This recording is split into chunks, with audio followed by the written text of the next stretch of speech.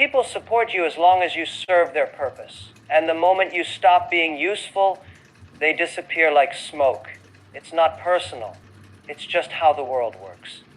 And if you don't understand this early, life will teach you the hard way. When you're at your lowest, no one comes.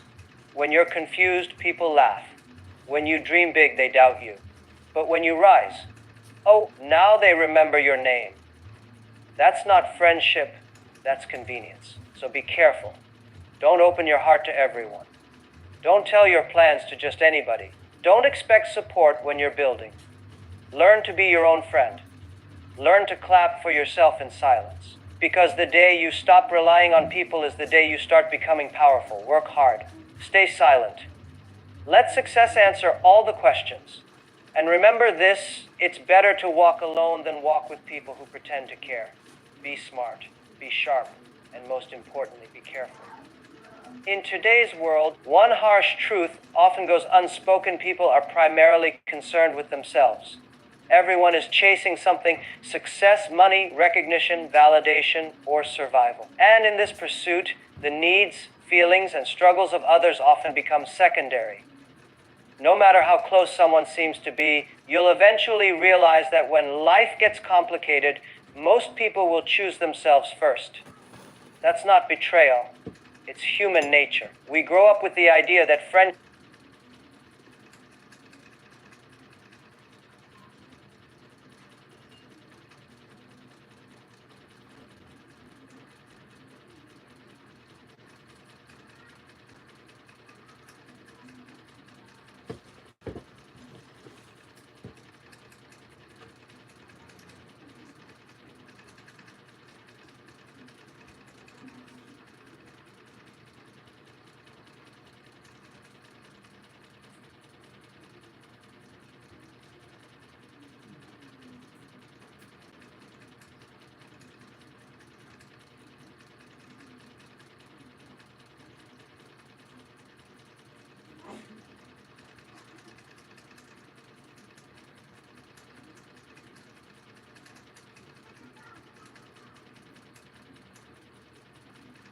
Ang pamamanhid ng kamay at paa ay hindi dapat balewalain. Ibig sabihin nito na ang katawan mo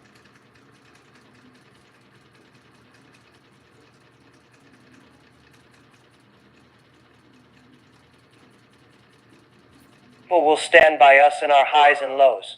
But as we age, as life begins to test us, the truth slowly unfolds. The phone rings less when you're going through something.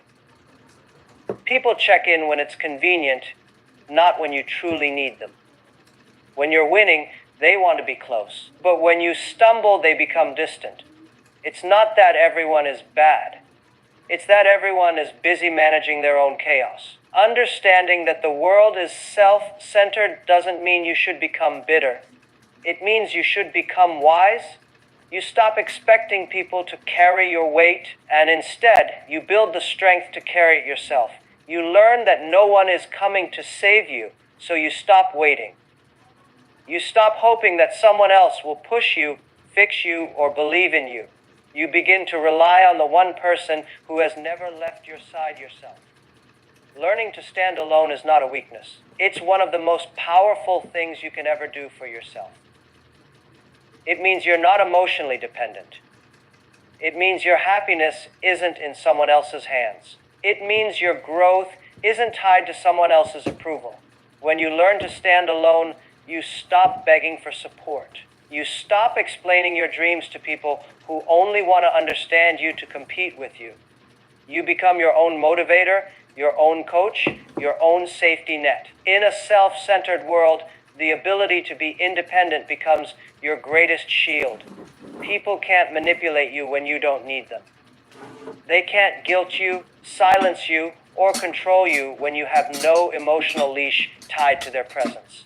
Standing alone gives you the freedom to think clearly, to move in silence, to execute without permission. This world respects results, not potential. It celebrates outcomes, not effort. If you're expecting empathy to fuel your journey, you're going to be disappointed. Most people will not understand your path. They don't need to. Because in the end, the world only claps when you've already won. not when you're struggling, not when you're doubting, not when you're trying. That's why you must learn to move forward whether anyone believes in you or not, whether anyone understands you or not. Don't wait for someone to validate your worth. Don't depend on someone to walk your journey for you. If you fall, get up. If you get rejected, keep moving. No one else is responsible for your destiny. That burden belongs to you and you alone. You have to be willing to walk paths that make sense only to you. You have to be okay with being misunderstood. You have to be at peace with silence, isolation, and solitude, because that's where strength is forged. The sooner you stop expecting others to fulfill your emotional needs, the more power you take back. The moment you accept that most people are temporary, you begin to live without fear of loss. The minute you stop depending on others for direction, you start developing your own vision. That is how leaders are born. That is how success is built, not with company, but with character. Not with applause, but with endurance. One of the most surprising lessons life teaches is that the more successful you become, the fewer real friends you'll have around you. It seems backward at first. Shouldn't success attract more love, more celebration, more support? But reality often works in the opposite direction. The very moment you begin to rise, the dynamics of your relationships begin to change. Not always with words, but with silence, with distance, with looks that don't match the smiles. When you're struggling, people find comfort in your situation. You are relatable. You're not threatening. Your failures make them feel less alone in their own. But when you begin to break barriers, when you start chasing excellence instead of excuses, something shifts. The people who once rooted for you may start to feel uncomfortable. Jealousy creeps in. Insecurity starts whispering to them that your success is a reflection of their stagnation. You'll start to notice strange behaviors. Invitations start disappearing. Messages slow down. Conversations that were once warm become distant. The tone changes. It's not always loud or direct. Sometimes it's just an absence of excitement for you, an absence of genuine pride in your achievements. People who once said, "You got this," now say, "Don't forget where you came from." It's subtle but sharp. Some friendships are built on common struggle, not deep connection. As long as you're in the same place, you're bonded. But once you move forward, the thread begins to unravel. What seemed like a genuine friendship was often just proximity, familiar pain, shared limitations. The moment you escape that reality, you unintentionally highlight what they haven't done yet. It's not your fault, but it becomes your problem. This is the reason why success can feel lonely. Not because people vanish overnight, but because the energy changes. Your growth starts making others question their own choices. And instead of using your progress as inspiration, some use it as ammunition. They begin rewriting the story of your success. They got lucky. They changed. They think they're better. These comments often come not from enemies, but from people you once trusted. Success acts like a mirror. It doesn't change people, it reveals them. Some friends will celebrate you genuinely. They'll cheer when you win because they believe there's space for everyone at the top. But others will pretend. They'll smile, but their silence will be loud. They'll say, "Congrats," with a forced tone, only to talk differently behind closed doors. It's not envy you'll fear most, it's the quiet withdrawal from people who once said they'd always be there. And what's even more difficult is realizing that some of your best memories were shared with people who cannot handle your future. Letting go of them feels like losing a part of yourself. But that's the cost of growth. Success demands emotional maturity, and sometimes that means accepting that not everyone can continue the journey with you. Some people were only meant to walk with you for a season. Many people want to see you do well, just not better than them. When you start achieving more, they feel left behind. They begin to question why your life is moving faster, why you're reaching heights they haven't. In their minds, your success becomes unfair. And instead of asking how they can level up, they pull back. Not because you did something wrong, but because they can't handle what you did right. So, the people who once promised they'd never leave might become the first ones to fade away. Their absence won't always be obvious. It'll be in the way they no longer ask how you're doing, no longer support your work, no longer include you in moments that once mattered. They won't confront you, they'll just disconnect. Is it show time? Eyes on me. It's closer to the net, I pray.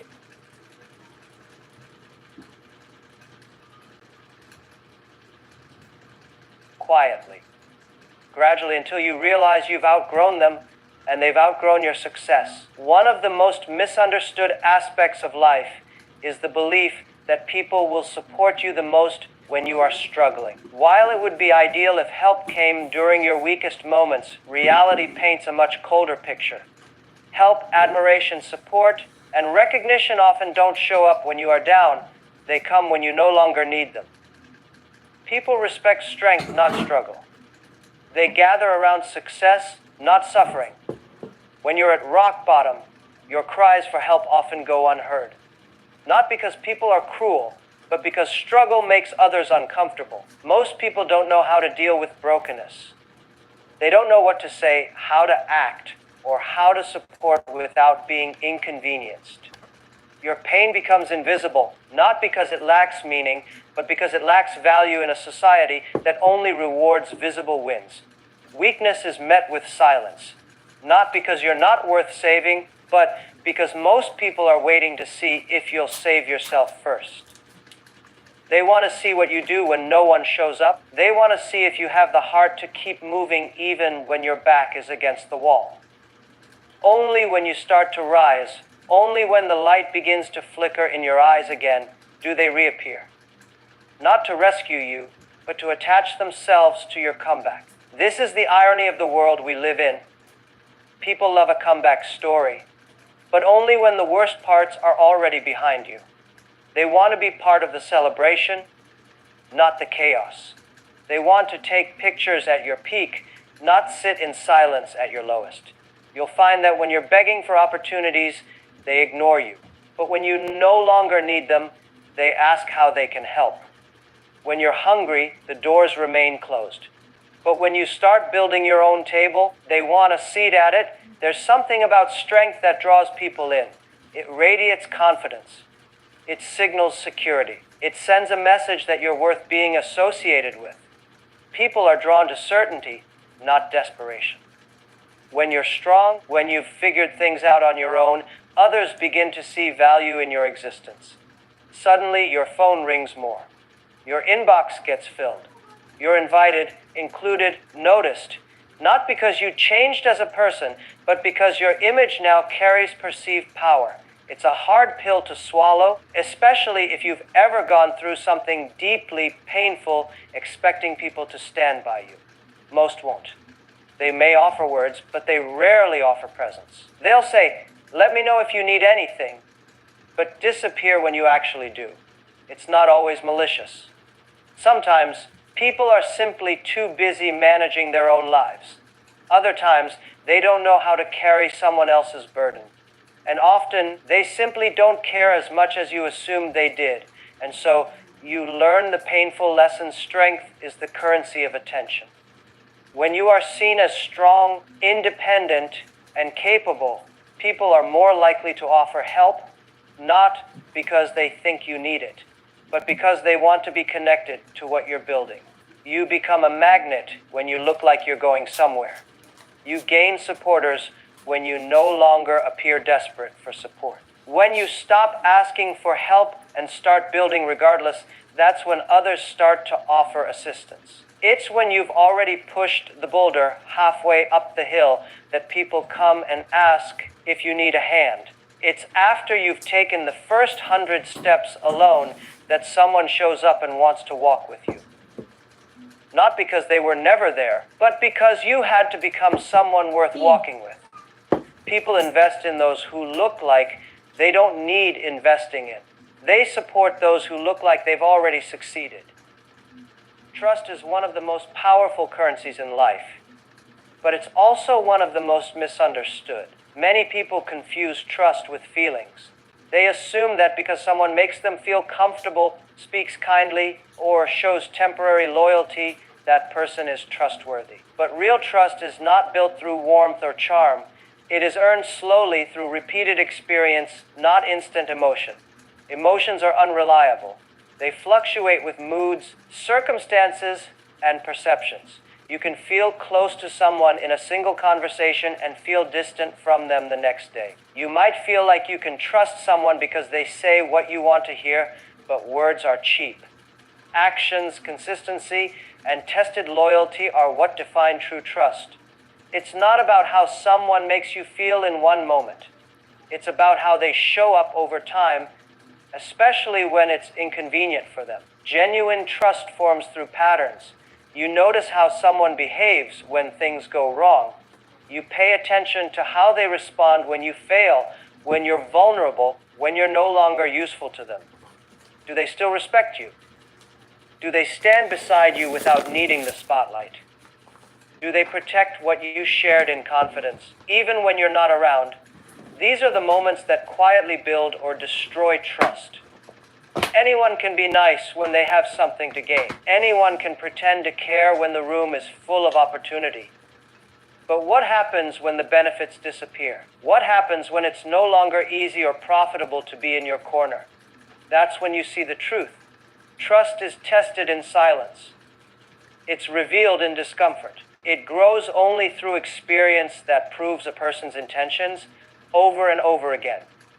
People often make the mistake of trusting too quickly. They get emotionally attached, open up their world, and expose their thoughts and struggles to people they barely know. They trust someone's words without waiting to see their actions. And then, when betrayal happens, they call it heartbreak. But the reality is, trust wasn't broken. It was never built properly in the first place. You don't owe anyone instant access to your mind, your emotions, your business, or your dreams. Guard them until time proves that someone can handle the weight of them. Trust is like glass. Once shattered, even if it's repaired, the cracks remain. That's why it must be constructed carefully, deliberately, and through lived experience, not felt emotion. True trust is not about perfection. It's not about expecting someone to never make mistakes. It's about how they respond. Hello guys. Bakit walang tao?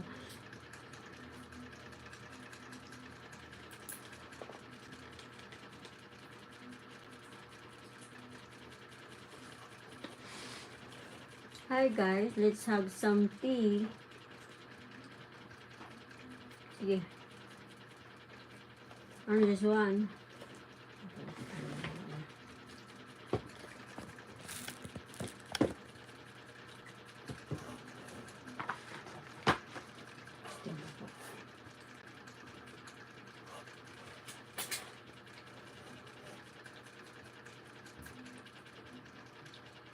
Respond after the mistake is made? Do they take responsibility? Do they communicate honestly? Do they show growth? You don't need people to always get it right. You need people who won't run when it gets hard. That's the kind of character that builds lasting trust. The world is filled with temporary connections. People who are around only when things are light, easy, and beneficial. But those who are truly trustworthy, they are rare. They don't ask for your trust, they earn it. And they don't flaunt loyalty, they prove it quietly. When someone keeps your secrets without you reminding them, when they show up without you asking, when they hold the line even when no one's watching, that's not emotional attachment, that's built trust. And it's important to remember that trust isn't just about other people, it's also about how you carry yourself. If you want trust, you must first become trustworthy. Be the person who says less and delivers more. Be the person who listens instead of spreads. Be the person others feel safe around, not because you say the right things, but because your actions have always backed up your words. There's a common fear built into human nature, the fear of being alone. Most people spend their lives trying to avoid isolation, believing that being alone means being forgotten, being unloved, or being unimportant. But solitude is not weakness. In fact, the moment you truly understand who you are, being alone becomes one of the most powerful states you can experience. When you know your identity, your purpose, and your values, the silence around you doesn't feel like emptiness. It feels like clarity. Being alone exposes you to yourself. It removes the noise, the distractions, the outside influences that often shape your decisions and beliefs. You're no longer adjusting yourself to fit in. You're not altering your personality to be accepted. You start seeing yourself with honest eyes, your flaws, your strengths, your patterns, your potential. Most people avoid being alone not because they dislike silence, but because they're afraid of what it might reveal. But something transformational happens when you stop running from solitude and start embracing it. You realize that peace doesn't require permission from others. You understand that confidence isn't built in a crowd. It's built in the quiet. The more time you spend with yourself, the more control you gain over your mind, your emotions, and your reactions. You begin making decisions based on your own values, not social pressure or fear of judgment. The world often teaches us that being surrounded by people is a sign of strength, that popularity equals value. But the truth is, there are people with a full room and an empty soul. There are people constantly surrounded by friends, yet they feel misunderstood and unfulfilled. That's because connection without self-awareness creates noise, not meaning. You can't have true relationships with others until you've built a healthy relationship with yourself. Aloneness becomes powerful when it's paired with self-knowledge. When you know who you are, you stop chasing validation. You stop explaining yourself to people who are committed to misunderstanding you. You stop watering yourself down to avoid making others uncomfortable. You walk in rooms without needing to be the loudest or the most liked because your sense of worth isn't up for negotiation. When you're secure in your identity, solitude becomes fuel. You use that time to grow, to create, to reflect. You're not lonely. You're preparing. You're sharpening your mind, protecting your energy, and aligning with your goals. You stop fearing missing out because you understand that not every opportunity is meant for you. Not every party, every relationship, or every trend is